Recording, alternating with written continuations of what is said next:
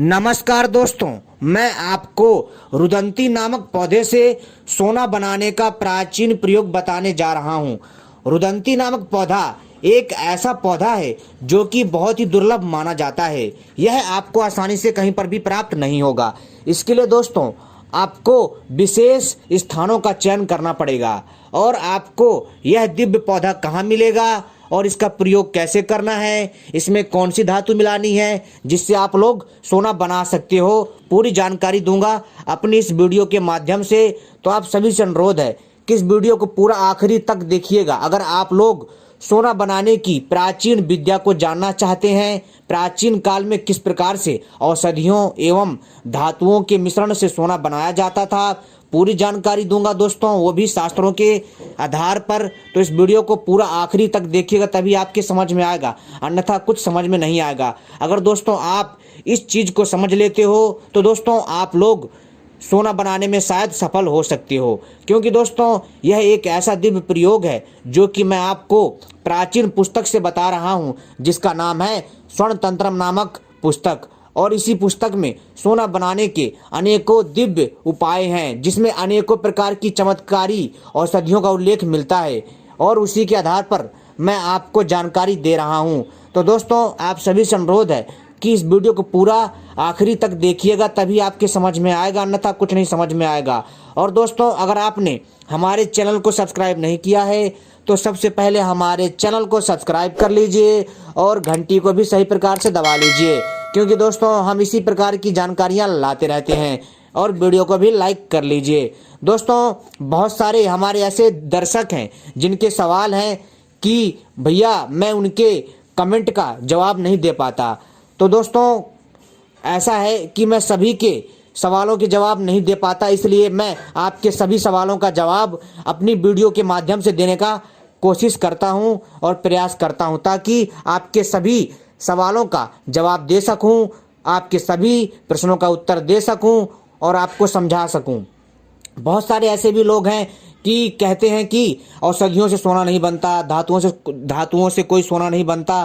तो दोस्तों ऐसा है कि मैं उनकी जानकारी के लिए बता देना चाहता हूं कि दोस्तों कुछ ऐसी रहस्यमयी चीजें हैं जिसको हर कोई नहीं समझ सकता। कहने का अर्थ है दोस्तों जिसकी जितनी बुद्धि होती है वह इतना ही सोच सकता है। जी हाँ दोस्तों, कहने का सीधा सा अर्थ है कि दोस्तों जो भी व्यक्ति किसी भी विषय पर अच्छे से अध्ययन करता है, उसको समझता है, वही इन तथ्यों को समझ सकता है और इन जानकारियों को मान सकता है। लेकिन हर कोई इस चीज को आसानी से नहीं समझ सकता, क्योंकि दोस्तों इसके लिए वो मस्तिष्क चाहिए, वो दिमाग चाहिए। तो दोस्तों चलिए मैं आपको बताता हूँ सोना बनाने का अद्भुत प्रयोग और प्राचीन विद्या के बारे में। तो दोस्तों इस वीडियो को पूरा आखिरी तक देखिएगा, तभी आपकी समझ में आएगा। तो दोस्तों जैसा कि मैंने आपको बताया कि रुदंती नामक पौधे से सोना बनता है। जी हाँ दोस्तों, तो चलिए आपको बताते हैं इस दिव्य पौधे का प्रयोग कैसे करना है और इसको प्राप्त कैसे करना है, और वह प्राचीन काल का कौन सा प्रयोग है जिसके द्वारा पहले के मनुष्य, पहले के जो लोग थे विद्वान, वो सोना कैसे बनाते थे। मैं पूरी जानकारी इसमें दूंगा। तो दोस्तों चलिए मैं शुरू करता हूँ।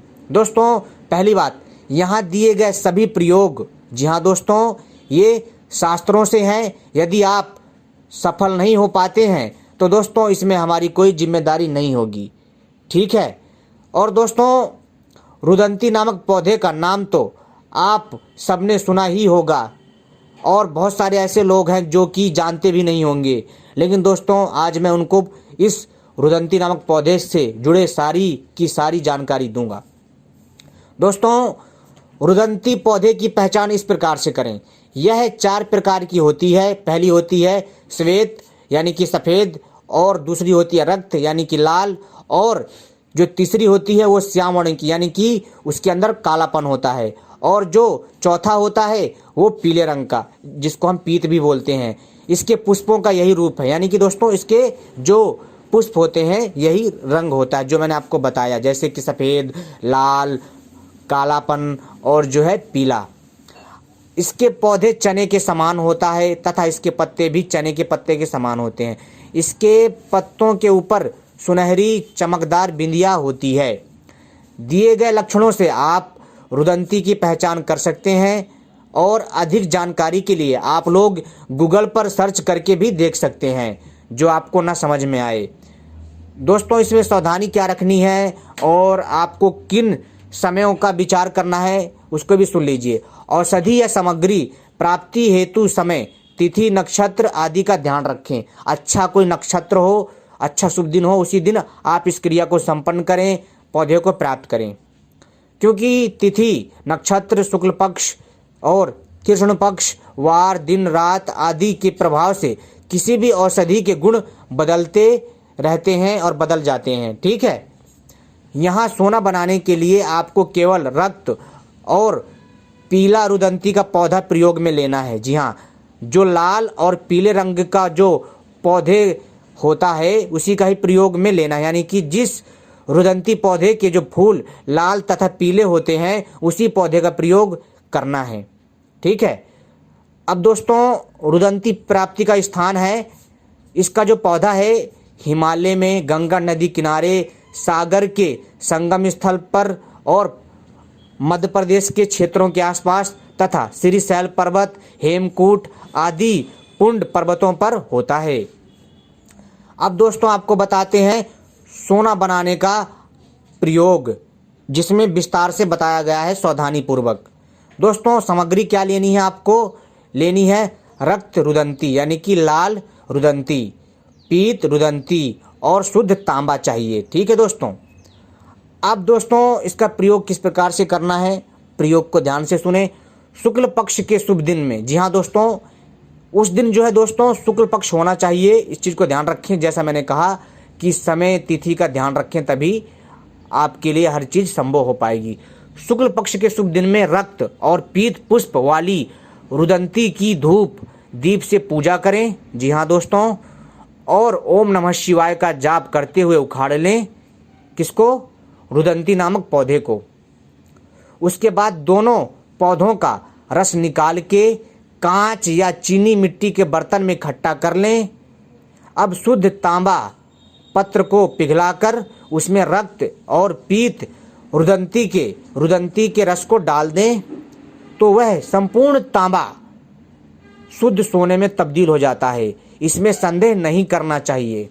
यह प्रयोग दोस्तों, यह प्रयोग स्वयं अपने आप में अद्भुत है। तो दोस्तों उम्मीद करता हूँ आपको यह दिव्य जानकारी पसंद आई होगी, और ऐसी ही दिव्य रहस्यमय जानकारियाँ पाने के लिए आप सभी हमसे जुड़े रहें। दोस्तों यह प्रयोग जो है शास्त्रों से लिया गया है, और दोस्तों इसमें बहुत सारी जो आपको तथ्य दिए हैं, आपको समझने के लिए, समझाने के लिए दिए गए हैं, ताकि आप लोगों को भी पता चले। और फिर भी आपके कोई प्रश्न हो मन में तो आप हमसे कमेंट करके पूछ सकते हैं। और बहुत सारे लोगों के मैं जवाब नहीं दे पाता कमेंट में, मैं उसके लिए क्षमा चाहता हूं, क्योंकि दोस्तों मेरे पास समय की कमी होती है। तो इसलिए आप सभी से अनुरोध है कि आप कमेंट करिए। मैं कमेंट सभी के देखता हूं, सभी के पढ़ता हूं, और जहां तक मुझे उचित लगता है मैं उसका रिप्लाई भी देता हूं, अर्थात उसका उत्तर भी देता हूं।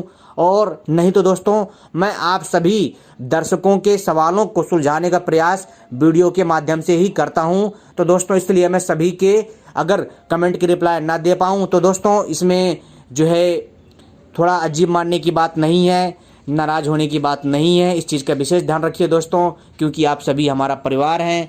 और दोस्तों आप सभी की सुविधा को ध्यान में रख करके, आपकी आवश्यकता को ध्यान में रख करके मैं आपके सभी प्रश्नों का उत्तर अपने वीडियो के माध्यम से बताने का प्रयास करता हूं, सुलझाने का प्रयास करता हूं।